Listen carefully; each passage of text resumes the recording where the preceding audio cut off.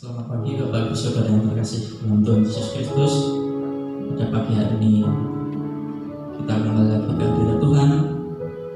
Kita akan pada pagi hari ini berbahagia memperingati penyaliban Tuhan Yesus. Kita mengambil waktu sejenak dengan Bapak Ibu Saudara untuk saat teduh sejenak. Biarlah Tuhan ada di tengah-tengah hati kita masing-masing.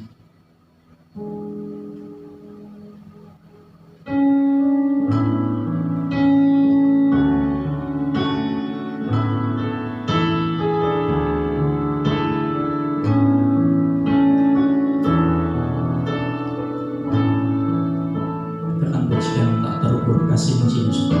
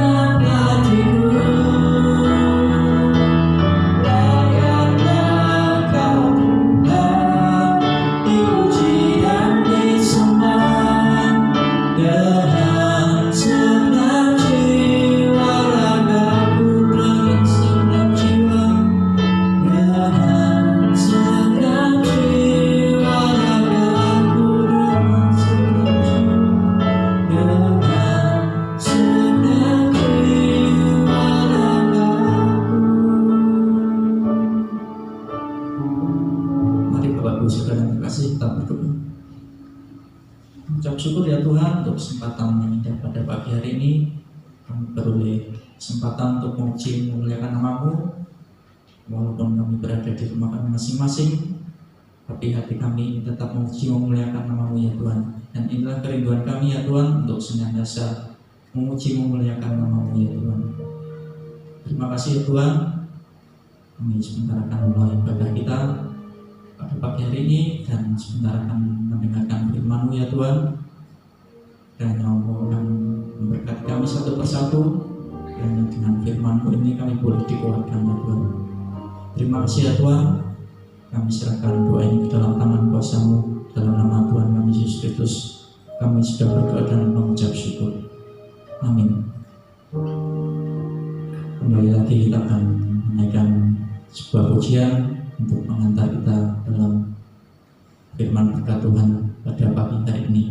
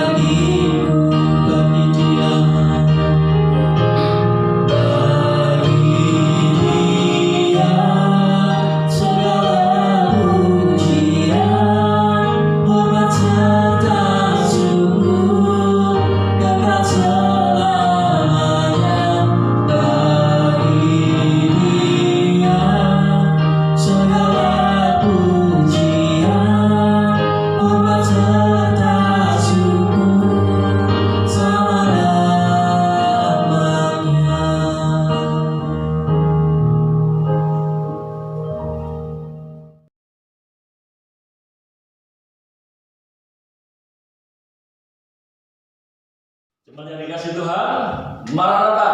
Nah, inilah salam kita sebagai orang percaya. Kita merindukan Tuhan jika Engkau datang. Hari ini kami menjadi orang-orang yang paling bahagia karena kami segera berkumpul bersama Engkau di surga. Jemaat yang dikasih Tuhan, pada pagi hari ini kita melaksanakan kebaktian untuk memperingati penyaliban Tuhan Yesus Kristus. Mari kita berdoa. Bapa di surga, kami siap untuk mendengarkan firman-Mu. Berkatilah hamba-Mu sehingga dapat menjelaskan firman-Mu dengan benar. Dan setiap jemaat-Mu dapat menerima firman Tuhan dengan penuh sukacita. Menjadi makanan rohani yang menyehatkan, menguatkan iman mereka. sehingga hidup kami menjadi pelaku firman-Mu. Di dalam nama Tuhan Yesus. Amin. Jemaat yang dikasihi Tuhan, mari kita membaca kitab 1 Korintus pasal 15 ayat 1-4. Dan sekarang, saudara-saudara, aku mau mengingatkan kamu kepada Injil yang aku beritakan kepadamu dan yang kamu terima, dan yang di dalamnya kamu teguh berdiri. Oleh Injil itu kamu diselamatkan, asal kamu teguh berpegang padanya, seperti yang telah kuberitakan kepadamu, kecuali kalau kamu telah sia-sia menjadi percaya. Sebab yang sangat penting telah kusampaikan kepadamu, yaitu apa yang telah kuterima sendiri, ialah bahwa Kristus telah mati karena dosa-dosa kita sesuai dengan kitab suci, bahwa Ia telah dikuburkan, dan bahwa Ia telah dibangkitkan pada hari yang ketiga sesuai dengan kitab suci. Jemaat yang dikasihi Tuhan, berita penyaliban Yesus Kristus berkumandang sepanjang zaman, supaya setiap orang yang berdosa dapat melihat karya Allah yang sangat besar di dalam kehidupan sejarah manusia. Manusia yang sudah jatuh dalam dosa mustahil bisa masuk surga. Lalu bagaimana solusinya? Kabar buruknya itu adalah manusia yang hidup dengan menanggung dosanya sendiri, pasti dia akan binasa di neraka. Itu kabar buruknya. Lalu bagaimana dengan kabar baiknya? Puji Tuhan, kabar baiknya adalah Allah sediakan penanggung dosa. Inilah yang dikatakan oleh firman Tuhan yang ditulis oleh Rasul Paulus kepada jemaat di Roma. Tentang apa? Tentang Injil yang dia sampaikan. Injil yang menyelamatkan semua orang yang berdosa. Bapak Ibu Saudara yang dikasihi Tuhan, setiap orang pasti ingin selamat. Di dunia ini sudah susah, apalagi dunia dilanda dengan pandemi corona. Kapan saja kita bisa meninggal. Pada saat kita sadar kapan saja kita bisa meninggal dunia, apa yang paling kita perlukan? Tentu keselamatan jiwa saya dan saudara. Itulah sebabnya nasihat firman Tuhan dalam memperingati penyaliban Yesus Kristus, kita kembali diingatkan akan karya terbesar yang dilakukan Allah. Yang dinyatakan di dalam Yohanes 3:16, karena begitu besar kasih Allah akan dunia ini, sehingga Ia memberikan anaknya yang tunggal, supaya setiap orang yang percaya kepadanya tidak binasa, melainkan beroleh keselamatan, beroleh hidup yang kekal. Berita Injil sudah dikumandangkan. Pada saat manusia pertama jatuh dalam dosa, Kejadian 3:15, janji Allah kirim juru selamat itu sudah dikumandangkan. Melalui keturunan perempuan itu akan meremukkan kepala si ular. Janji keselamatan dikumandangkan oleh para nabi dalam perjanjian lama. Bagaimana orang-orang perjanjian lama diselamatkan? Mereka harus bertobat atas dosanya dan percaya mengaminkan janji Allah akan kirim juru selamat. Nah, kita yang hidup setelah Yesus disalibkan dan bahkan dia sudah berada di surga, bagaimana kita diselamatkan? Kita diselamatkan bertobat atas dosa, percaya Yesus Kristus yang sudah mati menanggung dosa kita di atas kayu salib. Jadi ada perbedaannya. Orang-orang yang hidup dalam perjanjian lama, kita lihat ada Adam, ada Musa, ada Abraham, semua tokoh perjanjian lama. Orang-orang yang hidup sebelum penyaliban Yesus, mereka diselamatkan karena mereka bertobat dan percaya Mesias yang akan datang. Di dalam perjanjian baru yang sudah datang. Nah, berita yang sudah datang inilah yang kita kumandangkan. Injil keselamatan inilah yang kita kumandangkan. Jangan sampai gereja melalaikan tugas pemberitaan Injil. Ketika tugas pemberitaan Injil itu kita abaikan, dan bahkan kita menjadi pribadi yang kehilangan kasih mula-mula. menjadi pribadi-pribadi yang lemah dalam pengetahuan kebenaran, sehingga ketika orang bertanya tentang iman kita, kita menjadi orang yang bingung, tidak tahu apa-apa. Nah, itulah sebabnya di dalam kita memperingati penyaliban Yesus Kristus, kita kembali disadarkan seperti yang firman Tuhan katakan. Dan sekarang saudara-saudara, aku mau mengingatkan kamu kepada Injil yang aku beritakan kepadamu dan yang telah kamu terima dan yang di dalamnya kamu teguh berdiri di dalam memperingati penyaliban Tuhan Yesus Kristus. Apa yang menjadi perenungan bagi saya dan saudara? Yang pertama, jelaskan Injil kepada semua orang yang meminta penjelasan. Kumandangkan Injil keselamatan. Itulah sebabnya firman Tuhan tadi berkata, aku mengingatkan kamu kepada Injil. Sudah berapa tahun kita menjadi orang Kristen? Masihkah kita bisa menjelaskan Injil secara sejelas-jelasnya? Ini menjadi tugas tanggung jawab kita. Memperingati penyaliban Yesus Kristus. Semua gereja mengadakan kebaktian pada pagi hari ini. Kita pun juga mengadakan. Meskipun dalam situasi kita kebaktian di rumah masing-masing, tetapi kita dapat berbakti pada hari ini dengan penuh sukacita, dengan penuh pengharapan. Karena apa? Karena kita sudah diselamatkan Tuhan. Penyaliban Yesus Kristus ini menjadi puncak dari karya keselamatan yang Allah rencanakan sejak manusia jatuh dalam dosa. Pada saat manusia jatuh dalam dosa, dengan caranya sendiri mustahil manusia bisa selamatkan dirinya. Adam dan Hawa membuat cawat dari daun ara. Berapa tahan dia bisa pakai. Tetapi Allah berinisiatif membuatkan pakaian dari kulit binatang.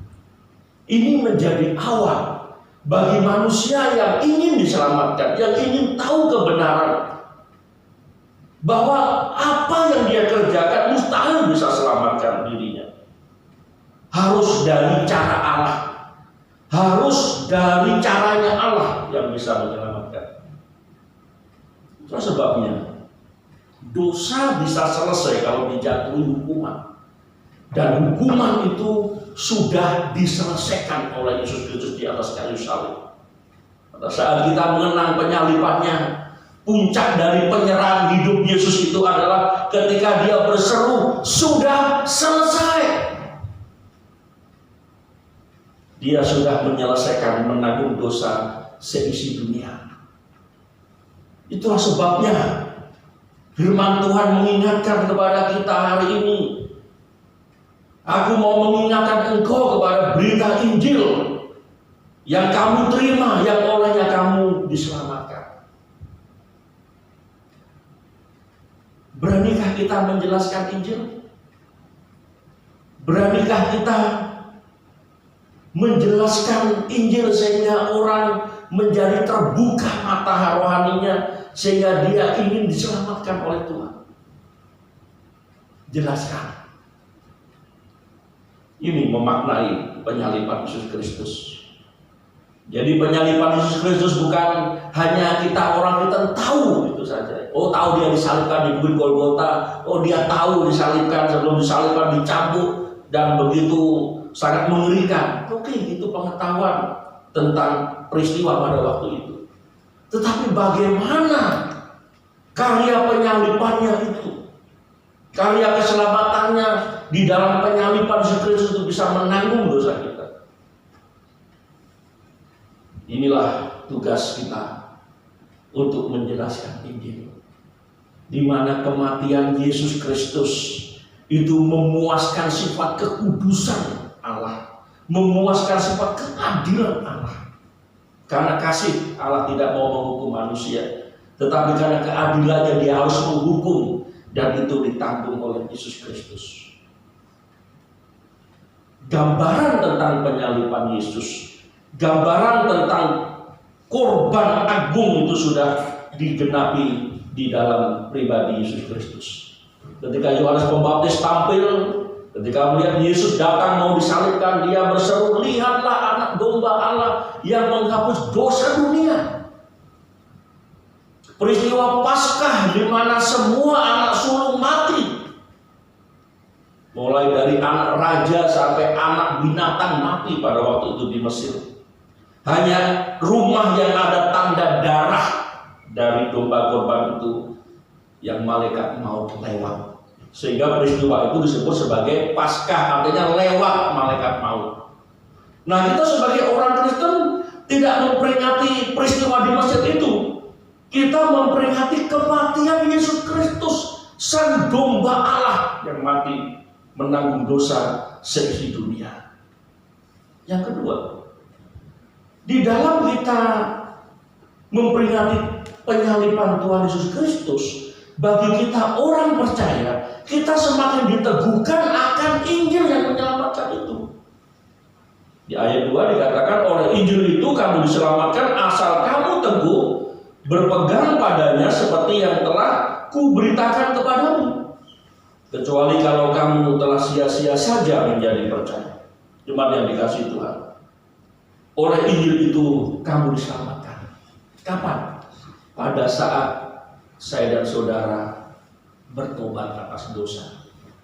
Pada saat saya dan saudara percaya, mengaminkan bahwa Yesus Kristus mati di atas kayu salib untuk menanggung seluruh dosa kita.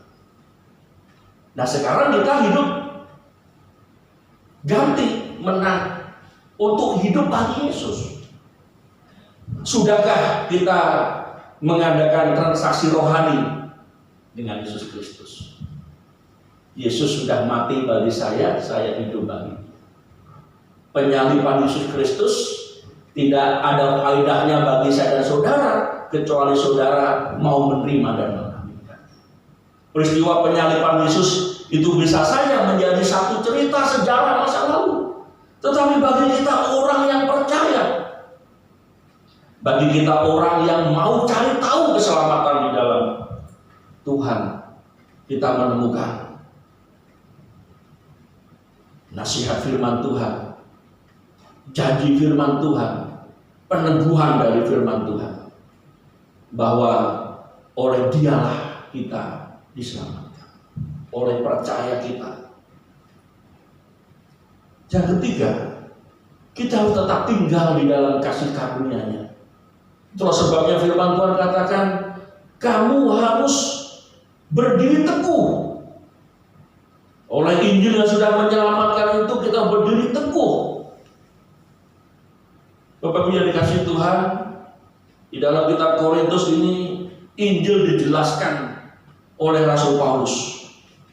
Kalau dalam peristiwa penyaliban Yesus kan jelas itu di urutannya, sampai puncaknya dia disalibkan. Dan di kitab Korintus itu dijelaskan tentang Injil. Apa itu Injil? Di ayat yang ketiga, sebab yang sangat penting telah kusampaikan kepadamu, yaitu apa yang telah kuterima sendiri, ialah bahwa Kristus telah mati karena dosa-dosa kita. Jadi kematian Yesus Kristus itu karena dosa-dosa umat manusia. Sesuai dengan kitab suci. Sesuai dengan kitab suci itu artinya sesuai dengan nubuatan para nabi, bahwa ia telah dikuburkan dan bangkit, dan bahwa ia telah dibangkitkan pada hari yang ketiga sesuai dengan kitab suci, bahwa ia telah menampakkan diri kepada Kefas dan kemudian kepada ke-12 muridnya. Jadi Injil yang dijelaskan oleh Rasul Paulus di kitab 1 Korintus ini menjelaskan bahwa dia sudah mati karena dosa-dosa kita, sudah di kitab suci, dia dikubur, dia bangkit, dia menampakkan, dan dia naik ke surga. Jadi ini satu paket komplit yang Rasul Paulus jelaskan. Itu semuanya tujuannya untuk apa? Supaya kita tetap tinggal di dalam Dia. Dalam penderitaan, dalam aniaya, dalam ancaman kematian, Biarlah Injil keselamatan yang sudah kita percaya itu menjadi pengharapan yang menjadikan kita berdiri teguh di atasnya. Di dalam memperingati penyaliban Yesus Kristus, kasih Allah dinyatakan, nubuatan dikumandangkan, dan di dalam Yesus digenapi. Dan bagian kita sekarang gereja Tuhan mengumandangkan itu, mengajarkannya, supaya apa? Supaya semua orang diselamatkan. Di dalam memperingati penyaliban Yesus Kristus kita diajar untuk apa? Untuk memiliki kasih. Hati kita harus melimpah dengan kasih Bapa. Nah, dalam peristiwa atau dalam keadaan kita semuanya menghadapi pandemi COVID-19 ini, bagaimana kita mengekspresikan kasih Bapa? Kalau kita tidak bisa menjadi relawan untuk membantu tenaga medis, ya bagian kita di sisi yang lain. Ada orang-orang yang mengumpulkan uangnya lalu bikin masker dan mereka bagikan. Seperti ini contohnya, bikin masker ya, dijahit sendiri lalu dibagikan. Lalu saudara menghadapi situasi di mana orang sulit, tidak bisa lagi keluar rumah karena dibatasi, ya kita yang punya rezeki, belikan sembako, bagikan. Belikan sabun cuci, sabun mandi, bagikan. Ini baru ucapan syukur atas karya penyaliban Yesus Kristus. Jadi kita memperingati penyaliban Yesus bukan lagi dalam suasana sedih. Ini sudah berlalu. Dan bagian kita orang percaya itu mengingat kembali, mengaminkan kembali, dan kita berdiri teguh di atas iman yang sudah dikerjakan oleh Yesus Kristus di atas kayu salib. Dan bagian kita sekarang adalah menjadi gereja yang memberitakan kebenaran, memberitakan Injil, menyatakan kasih. Melalui apa? Melalui praktek hidup yang nyata.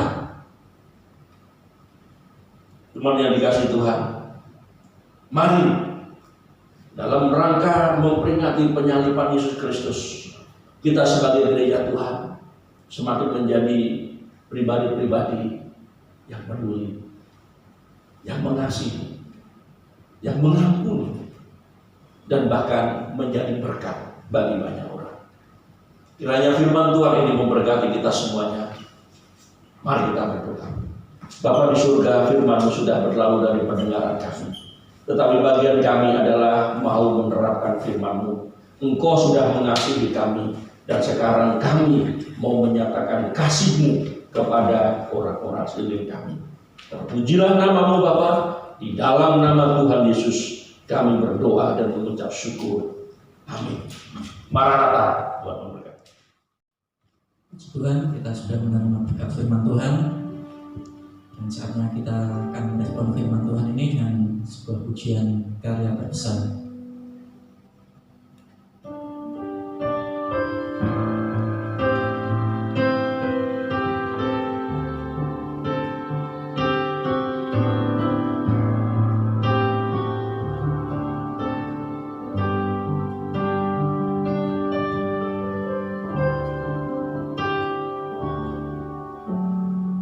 Kasih yang terindah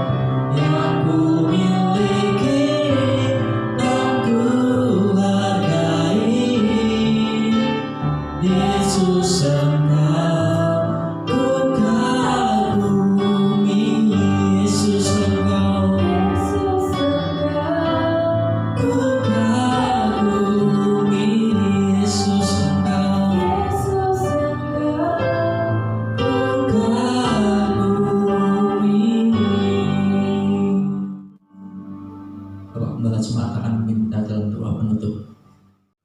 Jemaat yang dikasih Tuhan, mari kita mengakhiri kebaktian ini dalam doa. Mari kita berdoa. Bapa di surga, rangkaian kebaktian dalam rangka memperingati penyaliban Yesus Kristus sudah selesai. Dan kami memohon pertolongan-Mu pada saat kami menjadi kehidupan kami. Tolonglah kami ya Tuhan, supaya kami menjadi saksi di tengah-tengah masyarakat. Jadikanlah hidup kami menjadi hidup yang memuliakan Engkau dan berguna bagi sesama. Bapa, kami menyerahkan pada saat kami semuanya sebagai jemaat-Mu tinggal di dalam keluarga, di tengah-tengah lingkungan kami, Engkau menolong kami. Kiranya berkat yang bersumber dari Allah Bapa di surga, kasih karunia dari Tuhan Yesus Kristus, serta persekutuan di dalam Roh Kudus menyertai kita semua untuk menjadi pelaku-pelaku firman, menjadi hidup yang memuliakan Tuhan. Dan mengakhiri kebaktian ini di dalam nama Tuhan Yesus Kristus. Amin.